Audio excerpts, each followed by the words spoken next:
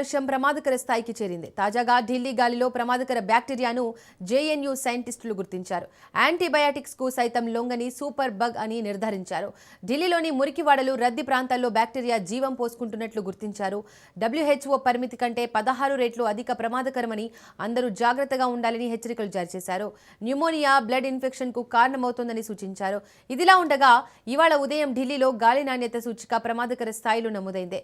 Central pollution control board ప్రకారం ఇవాళ ఉదయం రాజధాని నగరంలో ఓవరాల్ AQI లెవెల్స్ 384గా నమోదైంది. నగరంలోని పలు ఎయిర్ మానిటరింగ్ కేంద్రాల్లో గాలి నాణ్యత సూచిక 400 మార్కును దాటి తీవ్రమైన కేటగిరీలో నమోదైంది. పలు ప్రాంతాలు అత్యంత ప్రభావిత ప్రాంతాలుగా అధికారులు ప్రకటించారు.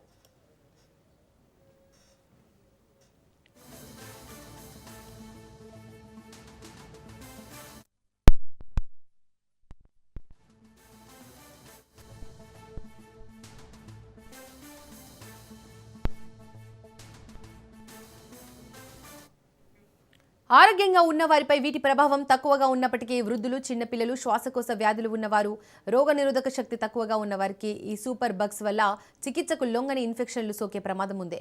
పర్యావరణంలోని ఈ ప్రమాదాన్ని గుర్తించి ప్రభుత్వం తక్షణమే పర్యావరణ వ్యవస్థలను ఏర్పాటు చేయాలని జేఎన్యూ శాస్త్రవేత్తలు సూచిస్తున్నారు.